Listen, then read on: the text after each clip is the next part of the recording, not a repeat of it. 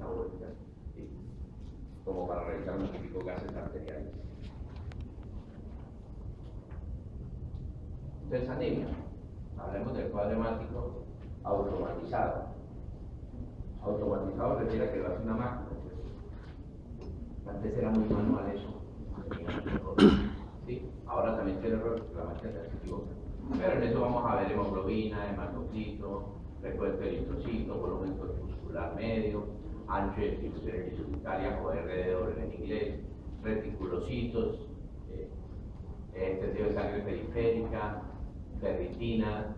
La ferritina refiere a anemia, no al cuadro hemático, ¿no? La ferritina no forma parte del cuadro hemático, lo mismo que la prueba de Kuhn no forma parte del cuadro hemático. ¿Sí? El cuadro hemático forma parte de los reticulocitos para arriba, ¿sí? De aquí para arriba. Esto es un examen que uno pide aparte.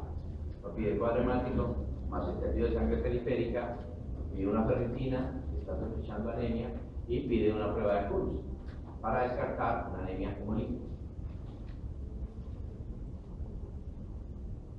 Esto es importante, que ustedes tengan este valor de referencia que lo trae la YEP, grábense lo rojo, no se graben el resto, ¿sí? Entonces, se considera anemia a cualquier edad una hemoglobina menor de 11. 10.8 es anemia. Sin embargo, uno tiene que valorar ese resultado con base en el niño, en la edad del niño y todo, ¿cierto? Para considerarlo y si está infectado o no. Pero en forma general, cuando uno les pregunta a ustedes, bueno, dígame, ¿usted cuándo considera anemia? Si usted es una hemoglobina menor de 11 o un hematocito menor de 33, porque recuerden que la hemoglobina es 3 veces el hematocito. Perdón, el hematocito es 3 veces la hemoglobina. Este es un concepto grande, eso es lo que uno aspira, que ustedes tengan al menos esos conceptos grandes. Por ejemplo, yo voy a decir que un niño, un recién nacido con 11 hemoglobina está muy grave, tiene anemia pero está muy mal. ¿Sí? Pues, tengo que mirar edades también, pero si yo le digo un concepto general, ¿sí? Le digo que la hemoglobina menor de 11 se considera anemia en alguna YEP y lleva un poquito menor a cualquier edad y sexo. En anemia también es importante considerar el volumen corpuscular medio. Ustedes lo van a ver en la clase con los profesores también en el seminario. Entonces, en forma práctica, podemos decir que microcitosis es cuando tengo menos de 70, ¿sí?, de volumen corpuscular medio, y macrocitosis cuando tengo más de 100. Pero eso también tiene una fórmula de acuerdo a la edad, de acuerdo a otras cosas, pero en forma general, ustedes podríamos decir que menor de 77 es una anemia microcítica y mayor de 100 es una anemia macrocítica, ¿correcto? El ancho de distribución eritrocitaria, o RW, está entre 12 y 15 más o menos. Entonces, se considera mayor de 15 heterogénea, ¿cierto?, que es la anemia ferropénica, y homogénea menor de 15 cuando el ancho de distribución eritrocitaria está entre esos valores. El ancho de distribución eritrocitaria se refiere al porcentaje del tamaño de los glóbulos rojos. Entonces, ese parámetro es importante de anemia. Entonces, cuando un paciente tiene anemia, usted en el cuadro hemático automatizado tiene que mirar el ancho de distribución eritrocitaria a ver si la anemia es es con ancho de distribución eritrocitaria homogénea o heterogénea. Los reticulocitos no se miran en anemia, pero cuando usted está sospechando una anemia hemolítica, tiene que mirar cómo están los reticulocitos. Fíjense que el valor es muy variable, entonces eso no es para aprenderse, no es para tenerlo en cuenta, ¿cierto? Pueden estar entre 25.000 y 200.000, o sea, es un rango supremamente ancho, ¿sí?, en el cual uno dice, ¿sí? Entonces, realmente es un valor que uno tiene en cuenta cuando hay una hemólisis, ¿sí?, para mirar cómo están los reticulocitos. Básicamente es para mirar cómo está la médula de la anemia. El extendido de sangre periférica, para mirar el tamaño, ¿cierto?, si es microcítica o es macrocítica, lo que vimos allá arriba. La forma también es importante si usted está sospechando una anemia, ¿sí?, por células falciformes o una anemia por exercitosis hereditaria. Entonces aparecerán las diferentes formas del extendido de sangre periférica. Eso no se ve normalmente en un cuadro hemático. Tiene usted que pedir un extendido de sangre periférica adicional al examen del cuadro hemático. Obviamente la coloración, ¿no?, hipocromía o policromatofilia, ¿sí?, son términos que no son tan importantes, pero que también forman parte del cuadro hemático. La ferritina se divide no siempre en anemia. Usted puede pedir una ferritina, con la idea de hacer algunas aproximaciones de diagnóstico diferencial. ¿Sí? También la ferritina varía mucho, de 7 a 142. El KUNS también lo puede pedir, ¿sí? Si está sospechando una anemia hemolítica autoinmune. O sea que los glóbulos rojos están siendo destruidos por anticuerpos contra los glóbulos rojos por causa, no se sabe. Entonces uno pide una prueba de KUNS en anemias hemolíticas. Si la prueba de KUNS es negativa, dice que este glóbulo rojo se está hemolizando, pero por otra causa. ¿Cuál? Puede ser una malformación en su pared, por ejemplo, hereditaria, o puede ser un ataque de una crisis de anemia de la falciforme. Entonces, me estoy hemolizando, pero el KUN es negativo, entonces me sirve a mí para descartar un poco de cosas y decir, ajá, vamos a estudiar el dato, otra cosa. ¿Sí? Bueno. Porque hay un concepto importante del dengue que ustedes no se lo saben, que es la hemoconcentración. ¿Qué es hemoconcentración? ¿Y qué expresa la hemoconcentración? La hemoconcentración no expresa otra cosa que deshidratación. Cuando estoy hemoconcentrado, estoy deshidratado. Pero el dengue es importante saber eso. Si yo cojo un paciente y le hago un cuadro hemático a un paciente de primera vez de dengue, usted lo ve, es un niño que lleva 3 días con fiebre, y usted le hace un cuadro hemático. Y en el cuadro hemático, ¿usted cómo sabe que está hemoconcentrado? Fácil. Coge la hemoglobina, perdón, el hematocrito, y lo divide entre el valor de la hemoglobina. Ya les dije que normal es que sea 3. Entonces, si está mayor de 3.6, ese paciente está hemoconcentrado. Repito, no tiene que ser por dengue, puede ser por otra cosa. Pero el dengue, esto es importante, porque un paciente que tiene un hematocrito, una relación hemoglobina-hematocrito mayor de 3.6, hay que colocarle un bolo de lactato, porque se lo va a choquear. El dengue, pero en todo, en concentración es eso. Ahora, si yo tengo un paciente que ayer le tomé un cuadro hemático y tengo el hematocrito X, hoy le tomo otro cuadro hemático, como se hace en dengue, y hay una diferencia mayor del 20%, también el paciente está hemoconcentrado. ¿Sí? Por ejemplo, el paciente del hematocrito de ayer fue 40 y el hematocrito de hoy fue 60. Entonces digo, si 40 es el 100%, 60 ¿cuánto es? Entonces con la regla de 3 me da 120 algo, entonces está hemoconcentrado porque era 100, está por encima del 20%. Las plaquetas también son importantes en dengue. Recuerden que unas plaquetas menores de 100.000 son criterios no de gravedad sino de hospitalización. El IEPI lo trae. Ahora de un paciente que tenga menos de 100.000 plaquetas hay que hospitalizarlo. Y pues la hemoglobina AM específica que se toma más o menos al 5.º día de la fiebre, que es para diagnóstico definitivo confirmatorio de dengue. De eso se encarga las EPS, ¿sí? Y todo paciente de dengue se le toma hemoglobina AM para el diagnóstico definitivo y para la parte epidemiológica, que es muy importante. Infección de vías urinarias, también importante. Que ustedes sepan valorar un parcial de orina. Les pregunto en la rotación y ni idea. Se preocupa uno que ustedes se toman de medicina interna, tienen que ver parciales de orina. Y los criterios son muy similares. Entonces, ¿qué mira uno en el parcial de orina? Algunos dicen que no se debe llamar parcial de orina, se debe llamar examen general de orina, porque eso de parcial no tiene nada, examen general, pero bueno. Uno mira la densidad urinaria, que es importante, porque me dice función renal, el pH de la orina, los leucocitos en orina, si hay nitritos, si la estarasa leucocitaria es positiva, o el gran de orina como está, y el urocultivo. El urocultivo no forma parte del parcial de orina, esa parte como está ahí, pero como está hablando de infección de vías urinarias, es importante que ustedes sepan que el urocultivo cuando es confirmatorio. Entonces el pH normal está entre 5.5 y 6.5. Si estamos hablando de infección urinaria, generalmente esas orinas tienden a ser alcalinas, o sea, tienen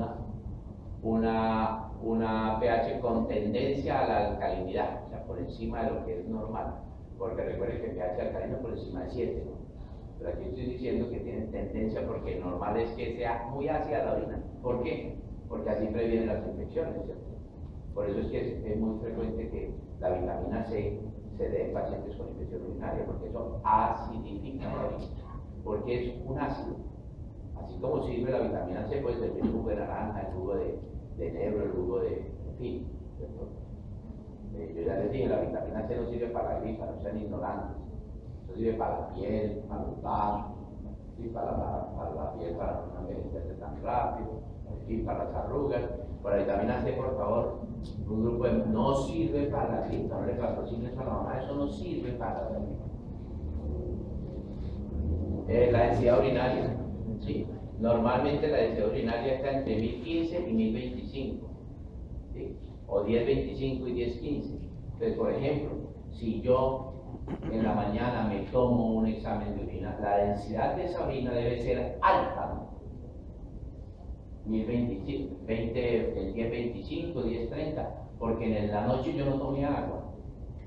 Y la función del riñón es esa, ¿cierto? Filtrar y absorber agua y los desechos. Si mi riñón no está funcionando bien, yo tengo unas orinas diluidas, o sea que si a un paciente le tomo un examen de orina en la mañana, o ustedes mismos, si se toman un examen de orina en la mañana y van a mirar la densidad y está en 1015, oiga, ¿qué me está pasando? ¿Tengo una insuficiencia renal o estoy en camino? ¿Sí?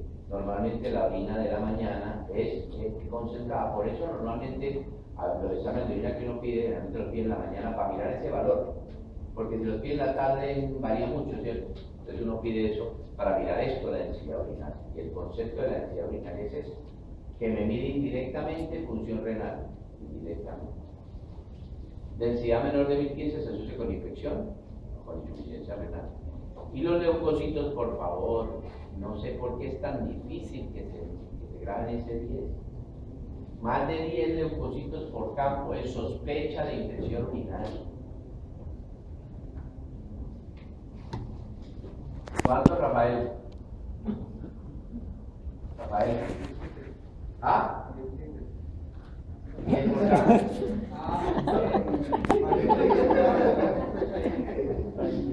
Pues, por favor, 10.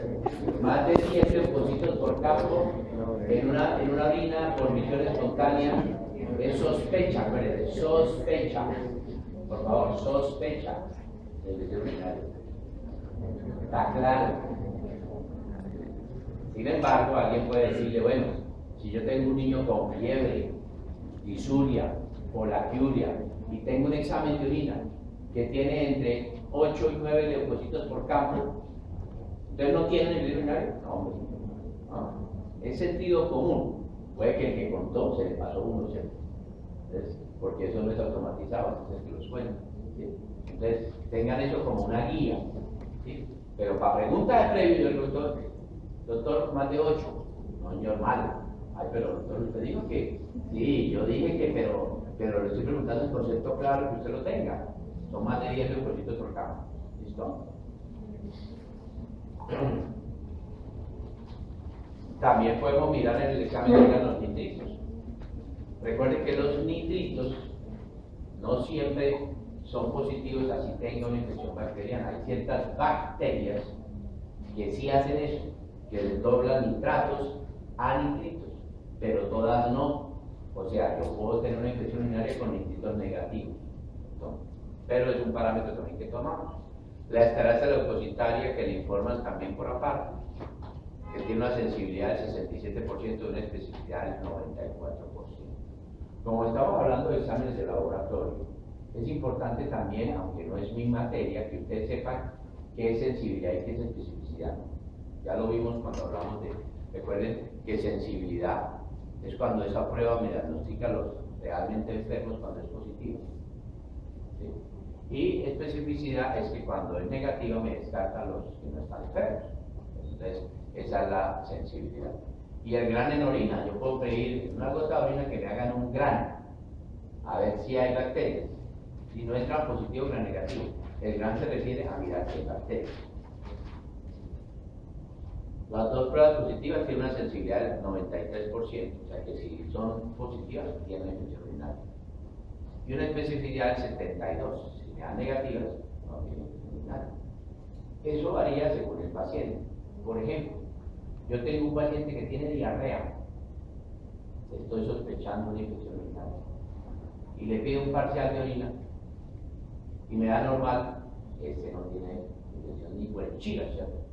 Porque a pesar de la diarrea le digo normal, porque cuando hay diarrea a veces se contamina la muestra. Entonces la sensibilidad de esta prueba aumenta porque ellos tienen diarrea.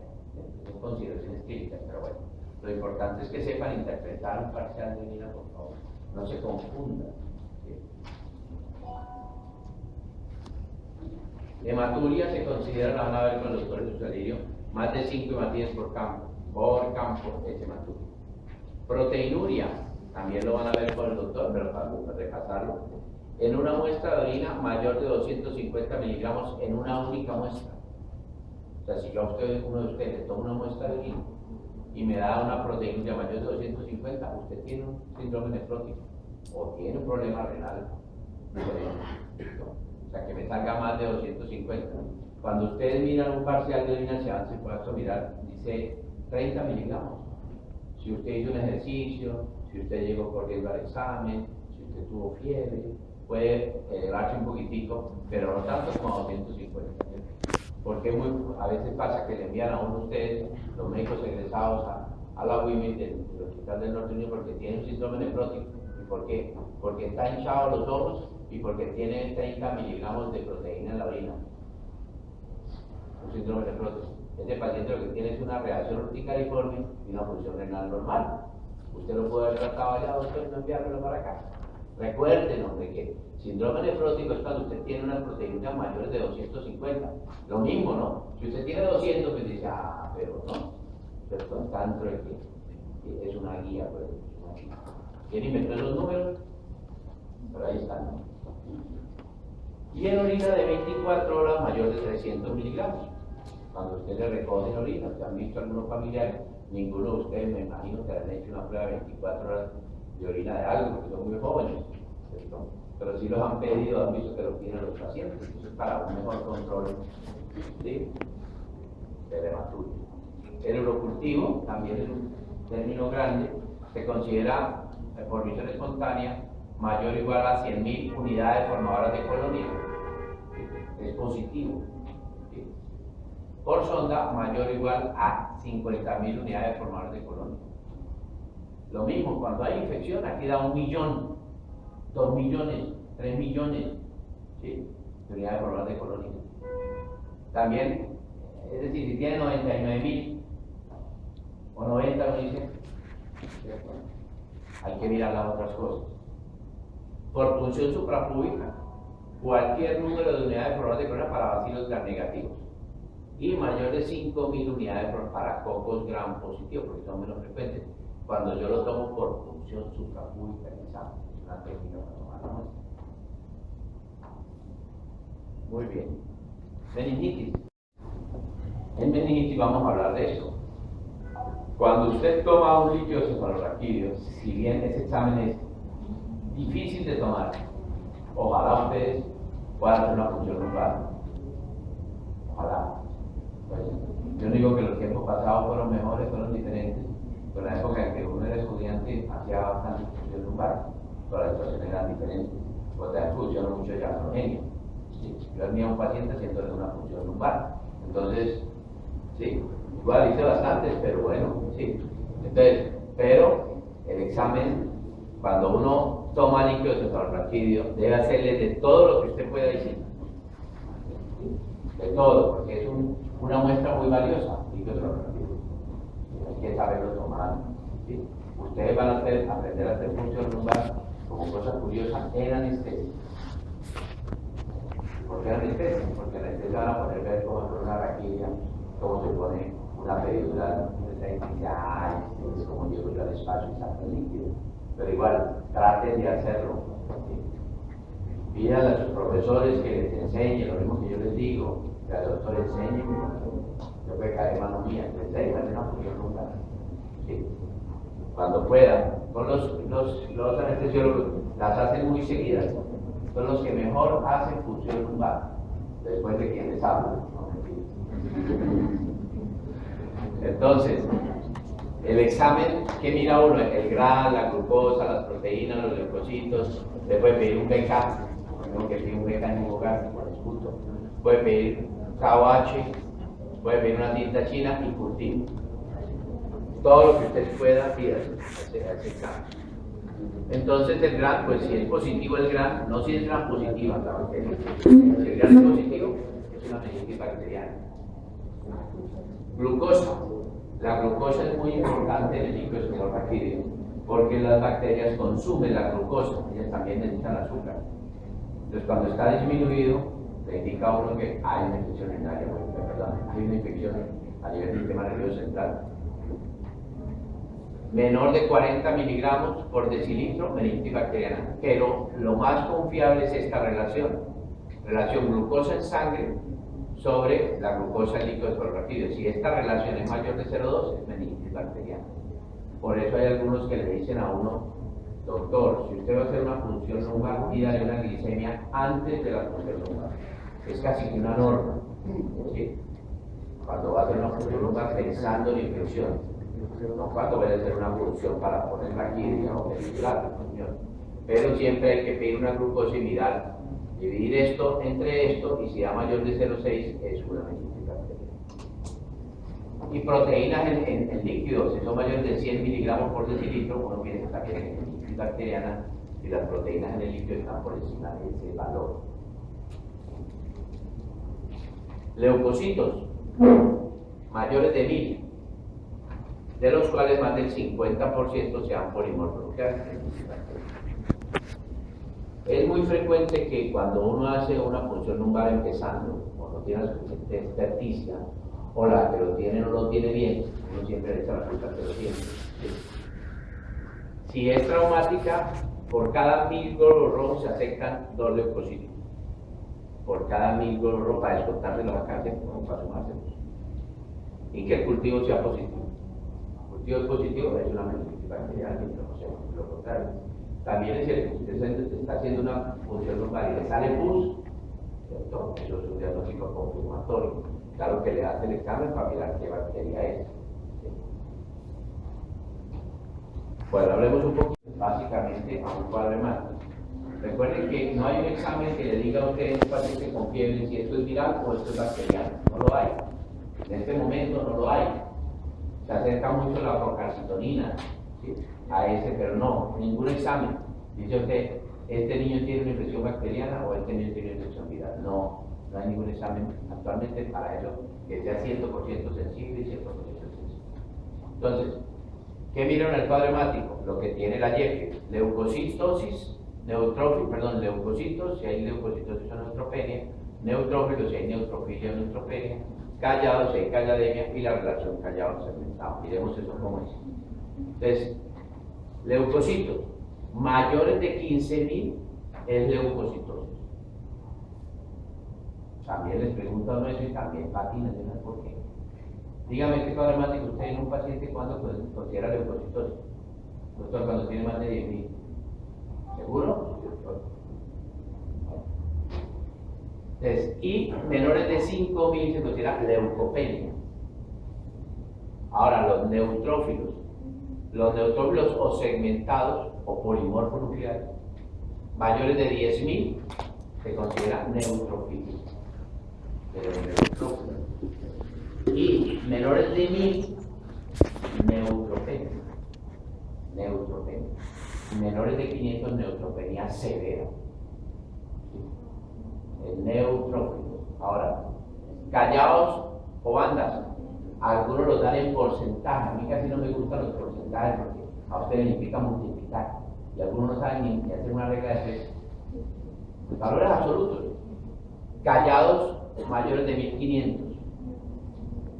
Callados mayores de 1.500. Le dice a uno que hay formas juveniles, que la médula empezó a producir neutrófilos inexpertos, ¿sí? Que tiene una forma particular que en el cuadro hemático se llaman bandas, que tienen que ir a la guerra contra esta bacteria. Vemos que los soldaditos recién egresados, bachilleres, ¿sí? Y la relación callados-segmentados mayor de 0,2. O sea que si yo cojo los callados y los divido entre los segmentados y me da 0.2 o más, posiblemente hay una infección bacteriana. Posiblemente. Esto de los gases arteriales tampoco ustedes lo tienen claro. Esto se les sabe un poquito, digamos, más que lo más o menos usado clínicamente, no se usa con frecuencia, pero a veces sí lo usamos, los gases arteriales. Son una prueba difícil de tomar, generalmente tiene que ser una enfermera bien conocedora de la técnica o un médico que le guste hacer eso, que le guste hacer gases arteriales. Por ejemplo, yo no me gusta tomar con gases arteriales, ¿sí? Pero se piden en casos especiales, no se piden siempre. Lo mismo se pide pensando en lo que tenga el paciente. Entonces, ¿qué vamos a hablar? Vamos a hablar de valores normales, a menos que ustedes tengan una referencia de que es un valor normal de unos gases arteriales. Vamos a hablar de acidosis metabólica, acidosis respiratoria, de alcalosis metabólica, de alcalosis respiratoria. Bien.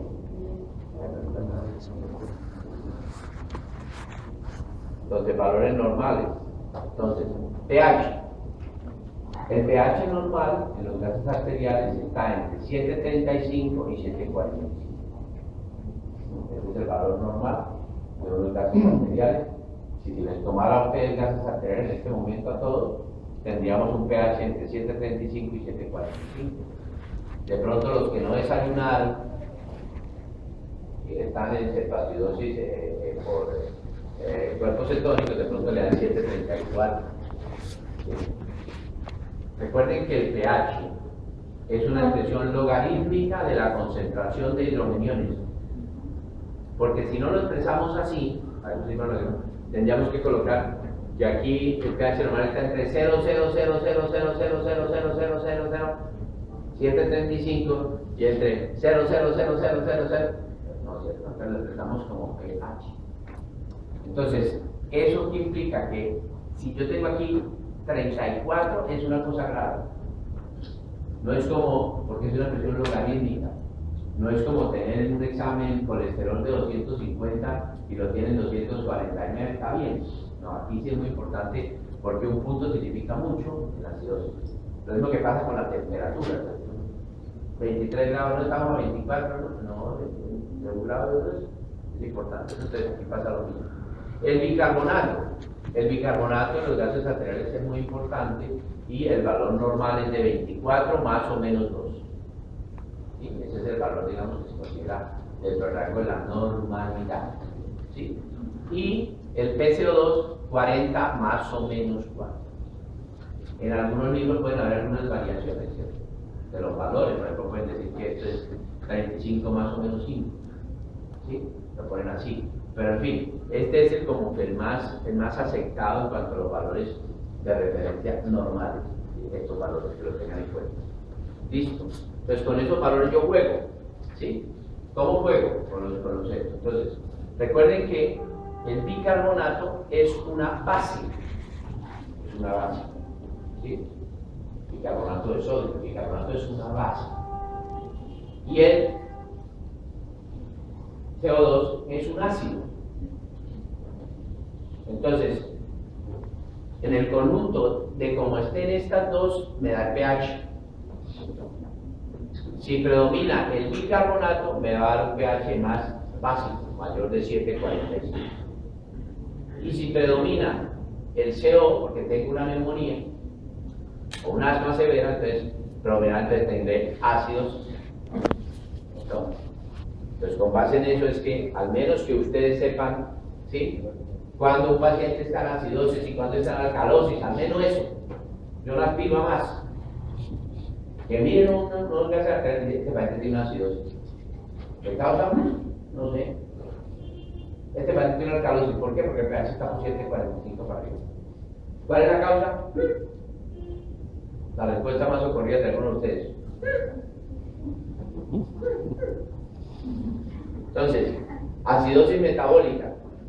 ¿Cuál es la causa más frecuente de acidosis metabólica? La más frecuente es la sepsis, la infección. Cuando un paciente tiene una sepsis, ¿cómo está? Está mal perfundido, ¿sí? La sangre no lleva oxígeno a los tejidos, no recoge todos los desechos. Entonces, uno está todo el tiempo produciendo ácidos. ¿Sí? Pues es una fábrica de ácidos. Uno. Por eso por ahí internet dice que es bueno tomar bicarbonato para las mañanas. Que para el cáncer, que para el baño. Porque uno es una fábrica de ácido constantemente. Uno fabrica ácidos radicales libres constantemente. Entonces, cuando uno se enferma, la sepsis es la causa más frecuente de acidosis metabólica. Otra causa frecuente no, de acidosis metabólica es la cetoacidosis diabética. Esto es por otro concepto, pero no es la más frecuente. Pero la acidosis aumenta. Entonces, ¿cómo está el paciente que tiene acidosis? Tiene un pH disminuido, ¿o no? Fácil, ¿sí o no? Por favor, es un concepto grande que tienen que saber. Le pregunto a uno, bueno, si usted tiene un paciente con una cetoacidosis diabética, ¿cómo está el pH de los gases?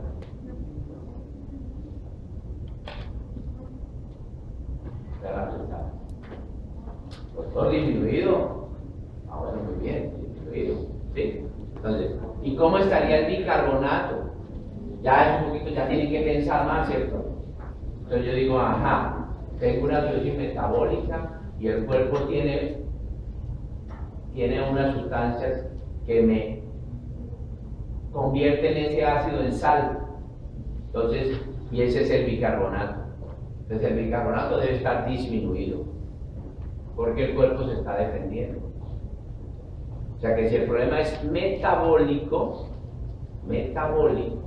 yo tengo un pH disminuido y un bicarbonato disminuido, porque se está consumiendo el bicarbonato para tratar de compensar esa acidosis metabólica. ¿Sí? Y el PCO2 está disminuido porque yo empiezo a hiperventilar tratando de eliminar más ácidos. El cuerpo es sabio. Y eso es lo típico que ustedes ven en un paciente que tiene cetoacidosis diabética. Si ustedes nunca han diagnosticado una o no han visto a un paciente con cetoacidosis diabética, recuerden que existe una respiración acidótica de Kussmaul, que cuando yo tengo acidosis metabólica empiezo a hiperventilar. ¿Para qué? Para tratar de barrer CO2 que se me comporta como un ácido, para tratar de llevar ese pH al valor normal. Entonces, lo típico en un paciente que tiene acidosis metabólica es esto, que tenga pH disminuido, bicarbonato disminuido y PCO disminuido. En otras palabras, cuando yo tengo un problema metabólico, perdone que grite,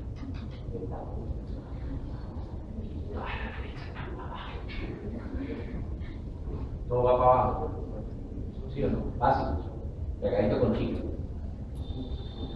Lógicamente, cuando ustedes tienen unos gases arteriales y miran esa tirilla, ustedes se asustan, porque dicen, ay, pero el doctor no nos enseñó sino estos tres, ya hay como 10: saturación de oxígeno, índice de extracción de hemoglobina, etc.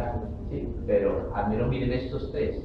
Entonces, cuando usted tiene un problema metabólico, las flechas van para el mismo lado, o sea, abajo. ¿Listo? Fácil. Bueno. Ahora vamos a complicarlo un poquito, porque tampoco todo es tan sencillo. Entonces, si yo tengo una acidosis metabólica y yo no tengo ni idea por qué ese paciente tiene acidosis metabólica, tengo que hacer una cosa que se llama, y que ustedes también lo deben conocer, que se llama el anion gap o la brecha aniónica. Me gusta más la brecha aniónica porque es más español. ¿Qué es la brecha aniónica? Pues yo digo, le pido al paciente, además de los gases arteriales, le pido unos electrolitos. Y en los electrolitos miro el sodio, que es un ion positivo, el sodio, ¿cierto? Na, y le resto los negativos, que son el cloro, que es menos, y el bicarbonato, que lo tengo en los gases arteriales. Si ese valor me da de 12 o más o menos, es el valor normal, 12 más o menos 2. O sea, puede ser 14 o puede ser 10. Entonces, si yo tengo en ese paciente con acidosis metabólica que le medí esto tengo un anion GAT elevado, mayor de 14, pienso en que la posible causa de esa acidosis es cetoacidosis diabética, como están algunos de ustedes, cetoacidosis por ayuno, no desayunan, ¿sí? Acidosis láctica, ejercicio exagerado, ¿sí? O insuficiencia renal. Lógicamente yo tengo una clínica, yo le pido al paciente un examen como hacer una clínica, pero a veces puede suceder, oye, este paciente porque tiene una acidosis metabólica, ni idea. Entonces hagámosle un anion GAT. A ver, ¿cierto? Ahora, si el anion, eso significa, bueno, es adición de ácidos endógenos, de mi propio cuerpo. Pero si yo tengo un anion GAT elevado, también puede ser por adición de ácidos exógenos. Me intoxiqué, ¿cierto? Con ácido acetilsalicílico. Me pongo, ya la aspirina se usa más bien poco como para fiebre, ¿no? Se usa para nosotros los viejitos tomamos una diaria para aquello del corte de la sangre y eso. Pero antes era muy frecuente la intoxicación por aspirina, ¿sí? Metanol sigue siendo frecuente. Etilenglicol está en algunos preparados como coayudante y el paraldehído, ¿sí? Entonces, en ese caso digo, este paciente tiene una acidosis metabólica con anion GAT elevado, mayor de 14, por ingestión de ácidos exógenos. El problema es externo, no es interno. Ahora, si yo tengo un anion GAT menor de 14, normal o menor de 14, pienso que la acidosis se debe a pérdida de bicarbonato. ¿Por dónde pierdo yo bicarbonato? ¿Por orina o por el tracto gastrointestinal? Estoy perdiendo bicarbonato, que es un buffer, un amortiguador. Entonces, por eso tengo acidosis metabólica, ¿sí? Entonces, en este caso, se complica un poco la cosa. ¿Cómo hago yo para saber si esa pérdida de carbonato es gastrointestinal o es urinaria? Entonces le hago un anion GAT urinario o una brecha aniónica urinaria. Se complicó la cosa, ¿cierto? Pero el concepto es más o menos el mismo. Entonces, cojo los positivos, ahí agrego potasio y le resto el cloro y debe ser 0 o ligeramente positivo. Si me da negativo, el bicarbonato está perdiendo por el intestino. Y si me da positivo, el bicarbonato se está perdiendo por la orina. Esto no es para que se lo aprendan. A mí me interesa que me digan si el paciente está en acidosis metabólica o en acidosis respiratoria o en alcalosis metabólica o en alcalosis respiratoria. Pero sepan que si hay forma de uno orientarse, si uno quiere ser un poquitico más profundo, porque tampoco es que le enseñen todo así puntual, tienen que complicar un poquito la cosa, porque ustedes son seres pensantes. Si el alumno no supera al maestro, ni el alumno es bueno, ni el maestro tampoco. Entonces, acidosis respiratoria. Ya salimos de acidosis metabólica. Acidosis respiratoria. La causa más frecuente de acidosis respiratoria, obviamente, es un problema pulmonar, ¿cierto? Porque el pulmón no está funcionando bien. Entonces, en acidosis respiratoria, ¿sí? En acidosis respiratoria, me lo va a dar una neumonía grave. Si yo tengo una neumonía grave, los alveolos están ocupados por pus, pues el CO2 se empieza a acumular, o una asma severa, o un cruz severo. Entonces, ¿cómo están los valores de los gases? ¿El pH cómo está? Pues disminuido, doctor, porque es acidosis. Ahora, ¿cómo está el PCO2? Aumentado, porque se me está acumulando, porque no lo puedo eliminar. Yo cuando respiro, CO2, ¿cierto? Si tengo un problema ventilatorio, no puedo eliminar el CO2, se me acumula. Entonces, esto es un ácido, me da acidosis respiratoria. ¿Y cómo está el bicarbonato? El bicarbonato está aumentado o normal inicialmente, porque el riñón no es tan efectivo para compensar como si lo es el pulmón cuando tengo, en el caso anterior, acidosis metabólica.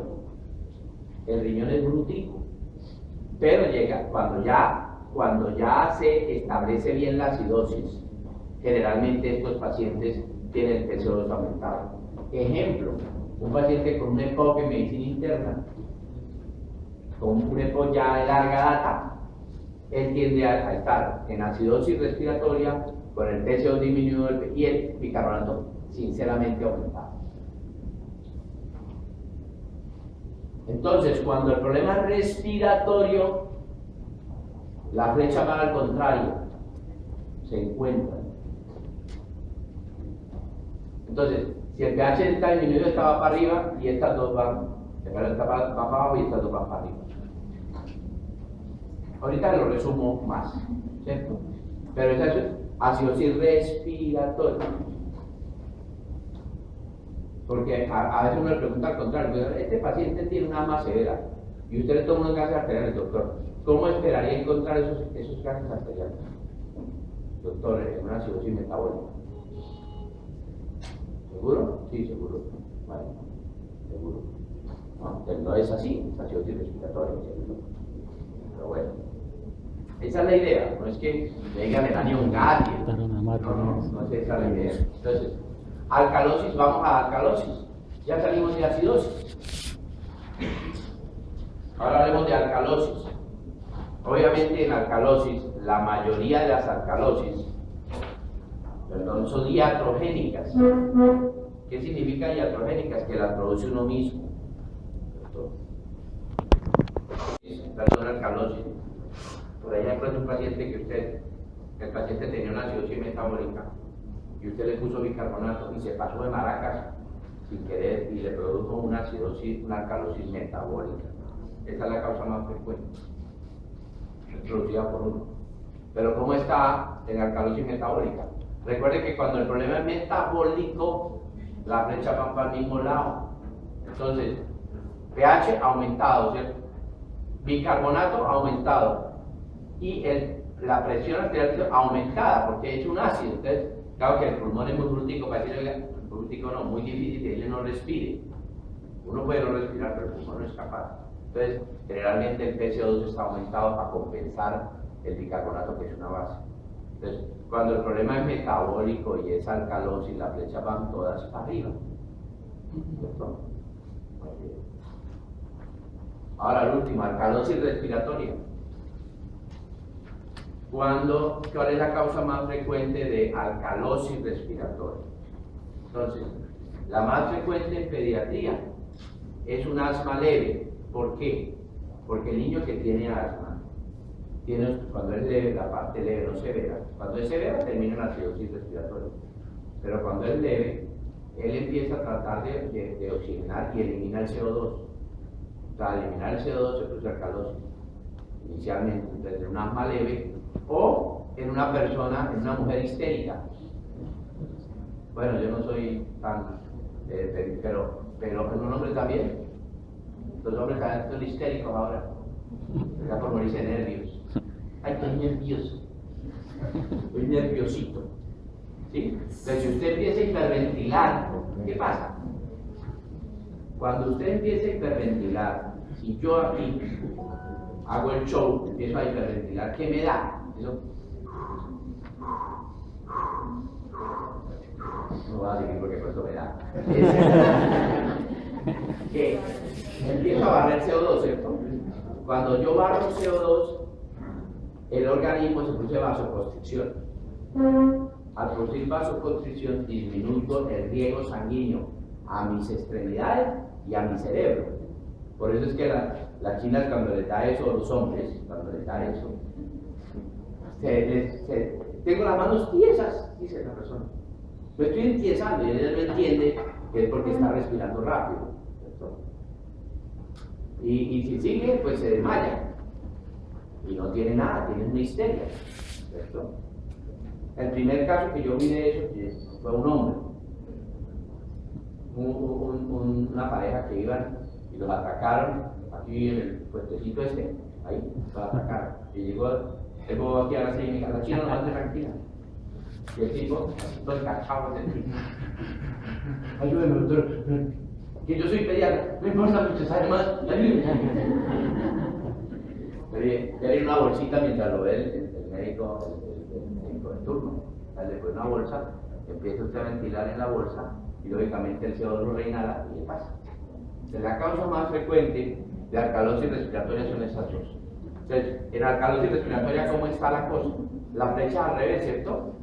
El pH aumentado y el PCO2 disminuido porque lo estoy barriendo y el riñón tendría que estar normal pero después el bicarbonato se elimina porque no se necesita.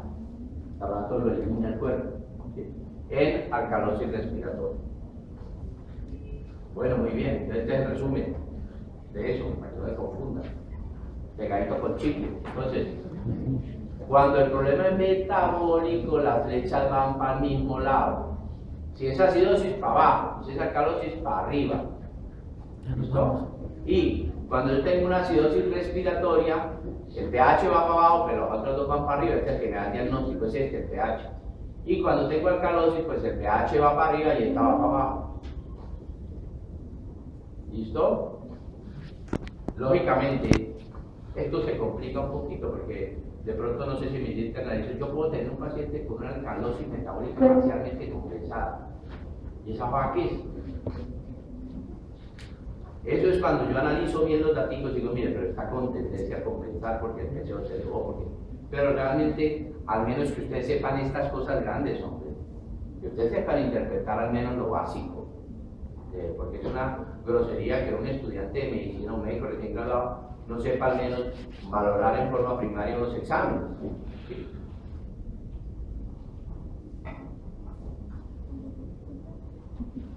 Bueno, ¿alguna pregunta? Diarrea. ¿Sí? Entonces, en diarrea, el examen que se pide es el coproparasitoscopio. Coproparasitoscopio. Usted no pide un coprológico en diarrea. ¿Sí? Porque el coproparasitoscópico mira más la parte citoparasitoscópica. Entonces, porque a veces cometen este error. A un niño que va a la consulta externa le piden un coproparasitoscópico. No, a un niño que va a consulta externa y no tiene diarrea se le pide un coprológico. Y a una diarrea no se le pide un coprológico, se le pide un coproparasitoscópico. O CPC, ¿sí? Que significa coproparasitoscópico. Aunque para algunos es cómo postergar conducta. Porque ponen a pedirle a todas las diarreas coproparasitoscópico. Cuando la JEPI ustedes van a ver que en ninguna parte, cuando ustedes revisen la JEPI, pregúntenle al que haga el taller, doctor, y coproparasitoscópico, a JEPI no lo nombra, porque la mayoría de las veces no es necesario pedirlo. ¿No? Pero hay las indicaciones para pedirlo. Entonces, cuando uno lo pide, ¿qué mira en el coproparasitoscópico? Mira el pH, mira si hay sustancias reductoras, sustancias no reductoras, leucocitos, sangre, parásitos, y puede pedir adicionalmente, no forma parte del coproparasitoscópico, electrolitos para diarrea, ¿no? En sangre.